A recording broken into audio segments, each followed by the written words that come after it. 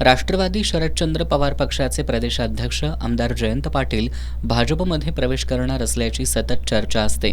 20 फेब्रुवारीपर्यंत आमदार जयंत पाटील भाजपमध्ये प्रवेश करणार असल्याचं सांगण्यात येते। शिवाय त्यांच्यासाठी मंत्रिमंडळातील एक पद रिक्त ठेवण्यात आल्याचीही चर्चा आहे। यावर बोलताना भाजपचे प्रदेशाध्यक्ष तथा महसूल मंत्री चंद्रशेखर बावनकुळे यांनी आमदार जयंत पाटील यांना बदनाम करण्यात अर्थ नसल्याचं स्पष्ट केलंय।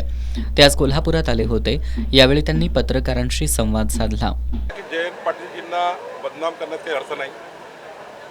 एका पक्षाचे राज्याचे अध्यक्ष आहेत। आत्तापर्यंत तरी या सेकंदापर्यंत ना जयंत पाटीलजी काही आमच्या केंद्रीय नेत्याशी बोलले आहेत, ना देवेंद्रजीशी बोलले आहेत, ना चंद्रकांत दादाशी बोलले, ना माझ्याशी बोलले आहेत। त्यामुळे जयंत पाटील साहेबांच्या कुठल्याही त्या ठिकाणी त्यांच्या राजकीय आयुष्यावर कुठलाही प्रश्नचिन्ह आपण लावू नये असं मला वाटतं। दरम्यान सरपंच संतोष देशमुख यांच्या खुनानंतर मंत्री धनंजय मुंडे यांच्यावर जोरदार हल्लाबोल करणारे आणि मंत्री मुंडे यांचा राजीनामा मागणारे आमदार सुरेश धस आणि मंत्री मुंडे यांची गोपनीय भेट झाल्याची चर्चा आहे।